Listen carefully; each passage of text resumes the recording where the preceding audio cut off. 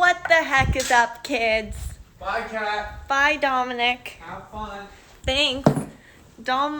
I was in Dom's office, and Dom goes, "What's up, Julia? Hello, guys." I was in Dom's office, and I go, "I'm gonna go live."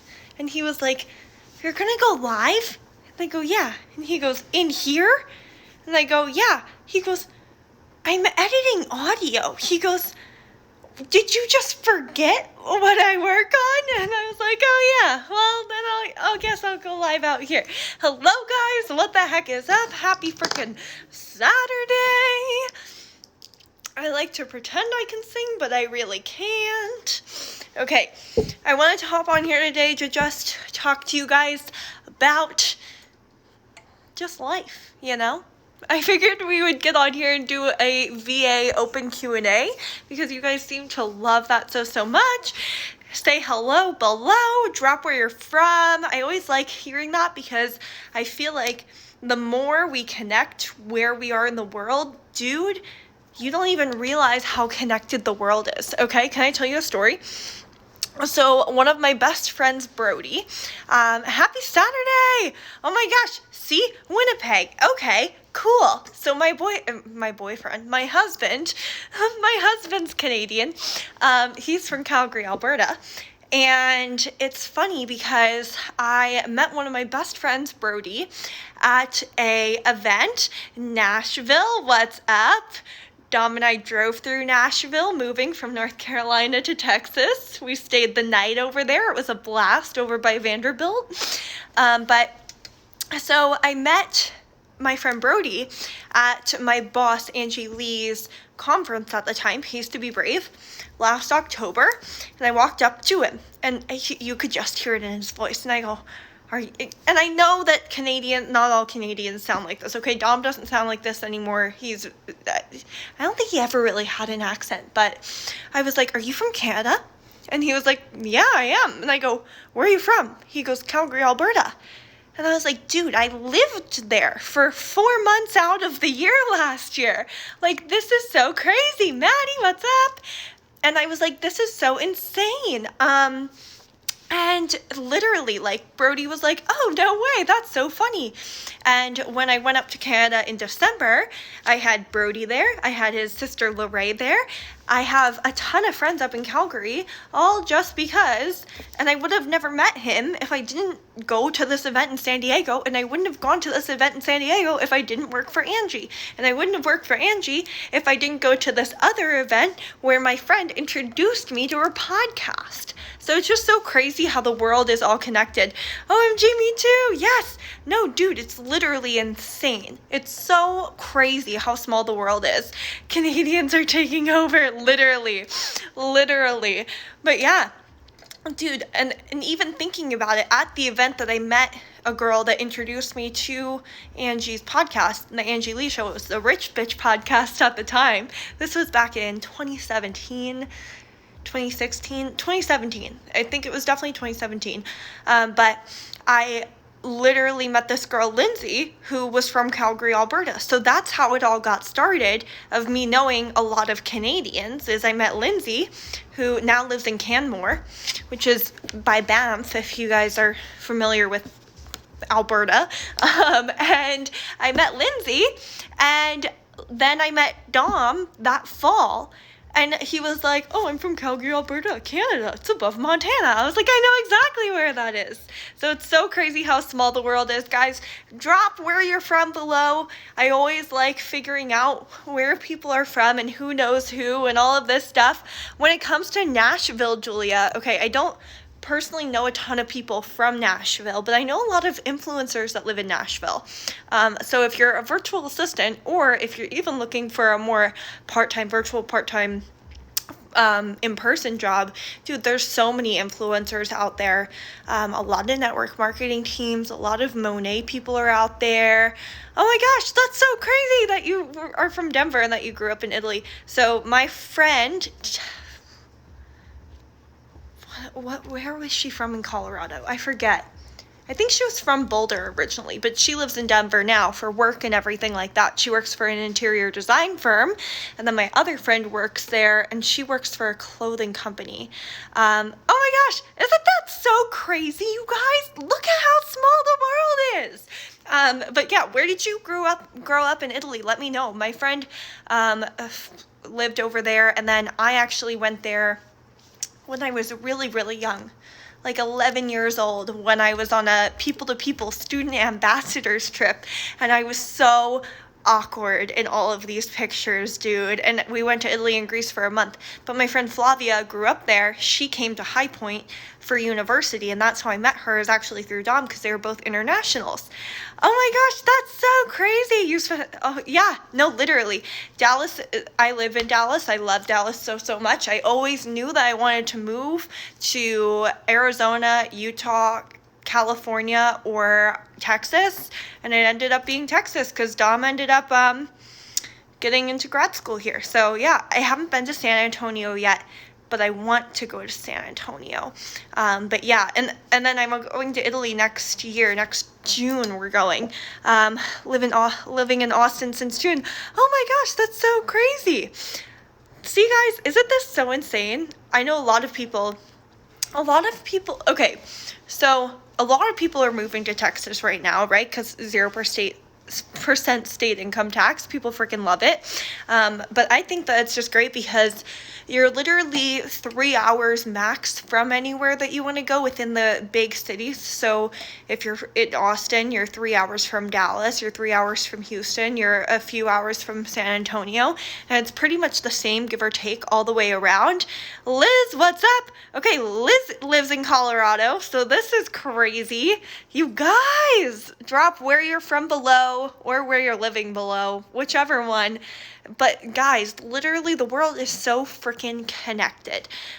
The first river walk in San Antonio. I know, dude, I want to do it. And I was talking to my mom yesterday, and she was like, you should do it during Christmas time. Like, 'cause she went when she was in her 20s, I feel like. It was like forever ago. The one time she visited Texas, other than when she just came and visited us. And she was like, go to the river walk during Christmas time and stuff. And then our friend, Dom and I's friends, Len and Steven, actually grew up in San Antonio. So that's so crazy. Okay. I wanted to hop on here today to answer any of your guys' questions about virtual assisting. You guys seem to love the VA Q&As when it comes to live and just hot seat coaching and training. So I would love to do that today if you guys have any questions. And if you want to come on live with me, then just say so below and you can come on and we'll just do hot seat coaching. Riverwalk. Yeah, dude, literally. I need to go during Christmas. I think we should all go together. That would be a party. But yeah, drop your VA questions below. Let me know if you want to come on live with me, if you're comfortable doing that too. Even if you just have like life questions, you know. Some of you guys had questions that I still haven't gone through about Dom and I today, because Dom and I both work from home, and he's actually a full-time podcast producer, and he also produces music, but that's what he does for a living and for a career. And then I'm a virtual assistant and a virtual assistant mentor, and that's what I do for a living and career. So we both work from home, and we're both in fields that really haven't been fully tapped into yet. So if you want to pick our brains on anything and everything, just post your questions below. You can also do them in the questions box right there on your screen. But yeah, at what point can you give up your 9 to 5? How long did you wait before you had to give that up? Okay, so I actually became a virtual assistant right out of college, and I actually became a virtual assistant because I didn't want to go into corporate, but you know, I was like, dental insurance would be nice, you know. My teeth were not cheap growing up. I was the kid with headgear. And I was like, I just want dental insurance, and this is when I wanted to go for my PhD too. And I knew that they would pay for it if I went into corporate. But I also knew that they would tenure me in, because if you invest something like that into your employee, they're gonna freaking want you to stay. So I applied to 83 jobs because I thought it was the right thing to do, even though I really didn't want to work in corporate. I was like, you know what, financial stability, I'll stick it out for a few years. And I did not get hired at any of those 83 jobs. And I think that it's a sign that God was like, no, You're not supposed to be doing that. You know you're not supposed to be doing that. Why are you even venturing down that area? So I didn't get into any of those 83 jobs. And just to preface it, dude, like, I was a smart kid. I did not have a great, ability when it came to math and science and everything like that, but I had a 4.0 in my major. I had awarded undergraduate research. Like, I was a really smart kid. So I personally never gave up a 9 to 5, but I did work other jobs while I was working towards being a full-time VA. But I did all of them from home because I knew and I had the opportunity to go and work a job as a personal trainer, but more of a high-level trainer, not just like a, hey, I'm a personal trainer, because I did personal training in college, and I had the opportunity to go work at a facility and oversee some stuff and be a personal trainer, and I turned that down. Dom and I actually sat down, and he was like, do not take that job. And he was like, don't take it. Because literally, we need to focus on the long game, and you need to focus on, even if you're not working full-time virtual assisting right now, you're going to, and taking that job would make you stuck, and it wouldn't make you allowed to do that. It wouldn't give you the ability. So I never gave up a 9 to 5, but I did give up other things. For example, I was in network marketing, and I just decided over time that network marketing was not the business model for me and not the platform that I wanted. I didn't want to, I love the products. I consume the products every single day, but network marketing is very old in their marketing, a lot of companies, and it wasn't comfortable for me. It wasn't natural for me, So I actually gave that up in order to take on virtual assisting more, and everything like that. You quit your 9 to 5 before starting as a VA. Yeah, no, literally. What I would suggest, because I've been in the position, and I am currently in the position actually where I offboarded a lot of clients so that I can take on mentoring you guys and helping you guys. And what I would recommend when it comes to that is making sure that you have an allotted amount saved up, even if, you're not able to save a shit ton of money. Dude, just put everything away incrementally. Look at what you're spending money on that's not completely a necessity, if that makes sense. So for example, if you're like, oh, you know what, like, I don't need my nails done every week, or like every other week, or like, you know what, I can give up like massages every week, I can go every 2 weeks or every month or whatever at the chiropractor and all of that little stuff, or even if it's like clothes and everything like that, like, just buy timeless pieces and start saving up incrementally and start saving where you can, and then do that until you have the ability to leave, because I understand that we need a cushion, right? Like, you need to pay your bills. Let's not live in a fantasy world where it's like, I quit my job and I'm gonna make 6 figures this month. Like, no, that's not how it works. But with virtual assisting, it is very much easier than, or I've found it easier than having any other sort of company, because you're literally selling a service that is a jack of all trades position. So when it comes to influencers, dude, you can literally do anything and everything for them, and you can fill up your schedule with 3 to 5 different influencers so easily and have that booked. Before I realized 2 months ago that I really wanted to go into coaching and I really wanted to focus on mentoring virtual assistants and teaching VAs how to become VAs, or teaching new VAs how to become amazing VAs, I was making a pretty penny doing everyone else's work for them and everything like that. But yeah, so dude, the more clients you can get under you, especially, this is also something I would recommend, if you're leaving your 9 to 5, don't wait to scale with one specific client. just say, okay, I'm going the freelancer route and I'm going to pick up X amount of clients. These are my 3 offers. These are my 3 packages. And I only work 2 hours a day max for any of my clients, so that you can continue to onboard and scale.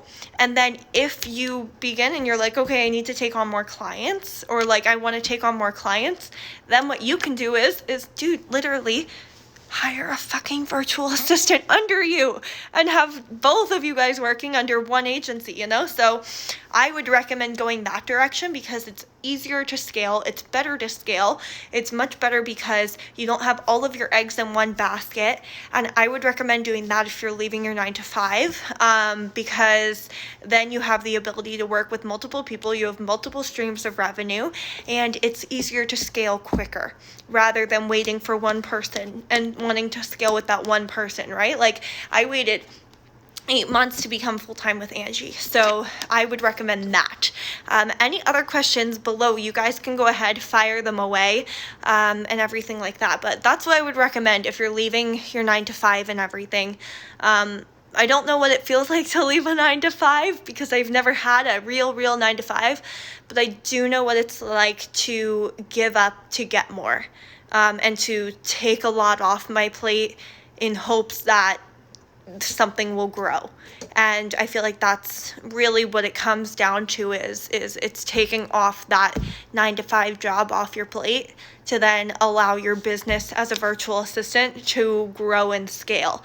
Because if you're just doing it on the side, and if I truly believe this, if you're doing something as a side hustle, and if you're just doing something on the side, and if you're giving it half your attention, you're half-assing it, and it'll never fully come to fruition because you're half-assing it. Even though you might not intentionally be half-assing it, you might be putting in 100% of your energy into it during the time that you can, but that's still half the energy you could, you know?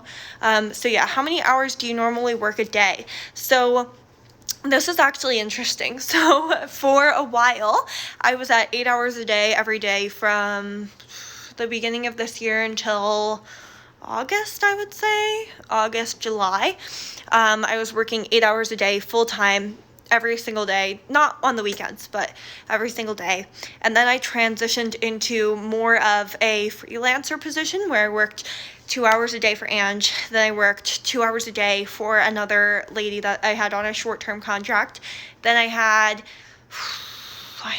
like 5 contracts going at a time. They were all pretty short term because I wanted to take on short term because I was like, okay, I know that I want to transition into coaching, and I want to get a feeler for this of what direction I want to go. Do I want to start an agency of virtual assistants where I have all of these clients, and I have virtual assistants that work for me, or do I want to go the headhunting and recruiting route where I take on VAs, they take my course, and then I recommend them out to clients? And that is the direction that I go. So I recommend all of you guys that have been through my VA Vault or any of my coaching programs, I recommend you guys to the influencers that come to me. But at that time, dude, I was working and I would not recommend this, and I know that I literally say this all the time because you can't do it long or else you'll burn out, but I was working around either 6 to 12 hours a day, depending on the day, just to get everything done and trying to figure out what direction I wanted to go in, with whether it be an agency or a headhunting recruiting firm. So yeah, that's what I would say. Advice on putting up boundaries in place with the clients and keeping them. Yes, definitely, Julia. Okay, so I love talking about this.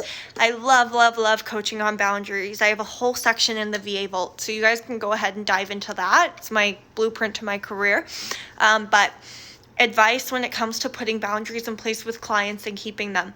When it comes down to it, I suggest the earlier you do it, the better, right? Because as soon as you set that boundary, they know what to expect. And if you set that boundary from the start, then they don't expect anything different from you. They don't expect you to work on the weekends. They don't expect you to respond to them after 7 p.m. every night or before 9 a.m. every morning. You know, so as soon as you set those boundaries, the earlier you set them, the better. That's why I recommend to all of my virtual assistants, before you take on any clients, you need to figure out your expectations and your boundaries so that they know going into it.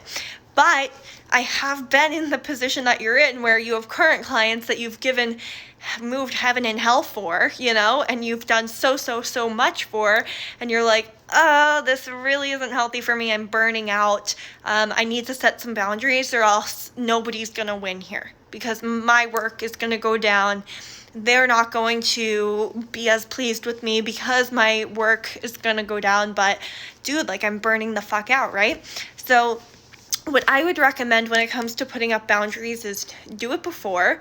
If you don't do it before, I would, number 2, if you have a 6-month or a 3-month quarterly reevaluation of your work and your progress and everything, I would then suggest talking about that and putting it into place, and just doing it a part of the 6-month or the quarterly evaluation of your progress and your partnership and your work, and just saying, like, I've noticed that over this last 3 months or the last 6 months of me working with you, this has become a trend. That's going to end because we can't do this and still get a phenomenal final result out of our project, out of our relationship, out of everything that we're working so hard on together. We need to work smarter, not harder. And part of that is not working past 7 p.m. or it's not working on the weekends, or it's taking at least one weekend day off. So don't expect to hear from me on Saturday. I'll check all of my Slack messages from you on Sunday night to get ready for Monday, but don't expect anything over the weekend, work-wise. And set that boundary, because then I would pose it, and this is why I would pose it as, hey, listen, dude, boundaries allow us, number 1, mutual respect for each other, but number 2, it allows us the ability to really maximize within the boundary. Okay, so the time and everything that X, Y, and Z takes, if we nail that in boundary-wise, and if we say, okay, I know I'm working 7 days a week, but it's really burning me out because you're working 7 fucking days a week. But you know what? I'm going to, instead of answering you on the weekends and everything like that, I think we can both agree that it's really, really important for us to rest. Just like if we're going to the gym, it's important for our bodies to rest and have a rest day off. It's important for our brains to have a rest day off of work too. We're just going to do 5 days a week and do the allotted amount of hours that we initially agreed on, because that will allow us to show up bigger the week after. And that will allow us to really squeeze out all the juice within the days that we are working, instead of spreading everything out and burning out because we're constantly going. So that's what I would recommend when it comes to putting up boundaries, is I would literally just explain it to them of like, dude, we can't keep up with this or else we're going to burn out. We have to work smarter, not harder. How do you estimate how long it will take if you're a new VA? Not really sure. Better to under-promise, over-deliver. Yeah, so do you mean when it comes to tasks? Let me know. How do you estimate how long a task will take if you're a new VA or if you're not sure? So what I would do is when it comes down to estimating time, this is also something that we cover in the vault more in depth, but I'll just talk to you guys about it for real quick. So basically what I have everyone do, and this is also in my Secure Your Shit toolkits, but what you do is if you have a task, you estimate how long that task will take, even if it's a huge project, okay? Estimate how long that will take, tack on an extra 20% of time, because you know it will take an extra 20% of time, okay? Even if the task itself only takes the allotted amount of time that you think it will take, dude, people have feedback. You might get revisions. Or you might look at it and be like, okay, this isn't fully 110% done yet. Okay, so just always, if you're new to the VA game and everything like that, and if you have tasks that need to be done, test them out yourself. So if you're a community management VA, test out, okay, how long does it take me to respond to my DMs, okay? And then times that by X amount for whoever you're wanting to be a VA for, because their following is higher and their engagement is higher, okay? So what I would do is I would just test it on yourself. When it comes to graphics, that one's so simple because there's no scalability to it. Like, there's no like, oh, but I'm at this amount of followers and they're at 50,000, so I need to multiply and all this stuff. No, a graphic is a graphic. It only takes how long it takes, right? They can get more complex and everything, but still. So when it comes to graphics, I would just, dude, make graphics for yourself. Your social media is so important as a virtual assistant because you're trying to get a job in social media, okay? So prioritize your social media, take the time to create those graphics for yourself, and then you know how long that project will take. You know how long making a Reels is going to take. You know how long making an IGTV is going to take. You know how long answering questions on a live is going to take, or whatever you're doing, okay? And then tack on an extra 20% of time, because it will always take 20% longer, especially if more than just you as an individual are involved. The more people are involved in a project, the longer the project's going to take. So yeah, that's what I would recommend. Any other questions? Let me know. Again, I go so in depth into this, guys, in my VA Vault. So you guys can go to cadancoaching.com/VA Vault and dive into that. That course is open anytime, and it's just rolling admission, where my one-on-one coaching has a cutoff. So currently, we're not offering one-on-one coaching. It's not a thing, but you can always dive into the VA Vault. And people, if you're in the VA Vault, number one, you get monthly coaching with me, which is awesome. Number two, you get recommendations. So you're always on my list, on my very short list, because it's only people that have been through my programs, of who I recommend to influencers that are looking for VAs. But then I also send you work opportunities. So for example, I was just going to grab my phone, but you guys are on my phone. I found a work opportunity with a company that I've worked with in the past yesterday, and they're looking for somebody to do graphics. They're also looking for a photographer, but you guys can always weasel your way in there with virtual assisting, so I'm going to send that to my VAs today. But yeah, do you think it's better to get super specific about your niche in the beginning and expand your niche later, or vice versa? Okay, Elizabeth, what I would recommend is, yeah, this totally makes sense. Totally. So I always suggest, even though it's funny, right? Because we're VAs, we're jack of all trades. We are the people that know how to do everything. We are the non-niched person, right? Like, we are your right hand, your go-to. We will do anything and everything you need us to. But I always recommend that you do have a niche as a VA, because at least on social media, and that you lead with that niche, because that is what allows people to actually know what you do. Okay, so for example, as a VA, back when I really heavily focused on virtual assisting, my niche was content repurposing. And I am literally, I love content repurposing. Content repurposing is my freaking jam, okay? So my niche, when I was a virtual assistant, people would come to me for a lot of things, but what I led with was content repurposing and creating content for you based on content that you already have. And I worked specifically in the coaching industry and in the business coaching industry, because that's whose content I enjoyed consuming the most, okay? So when it comes down to the niche, my niche was content repurposing for business coaches, so that you can focus more on your coaching business and showing up fully for your clients, rather than, oh, what the fuck do I post tonight? You know, because we've all had those moments of, what the fuck do I post tonight, right? So that was my niche as a VA. So but dude, I've made Kajabi sales pages after Kajabi sales pages, Kajabi opt-ins. I'm creating an affiliate Kajabi website right now. I do the social media engagement and all of that stuff. But I led with content repurposing, and that opened the doors for other opportunities. So what I would recommend is that you niche down as a VA. And if you're not 110% comfortable with niching down task-wise, niche down into you're a creative, a community management, or an operational VA, and niche down into those general categories, because then people get more of a sense of what you are. Because, dude, I love how many VAs there are right now in the world and on social media. But if you just have, I help you gain time back. and lighten your workload. It's like, okay, but how do you do it for me? Because I don't have the time to find out how. I don't have the time to stalk you and research you and find your past clients and know what work you do as a VA. So niche down into those different industries, okay? The creative, the community, or the operations, because then people get a gist for, oh, okay, so if she's a community, she does community management. She might even do community growth and engagement.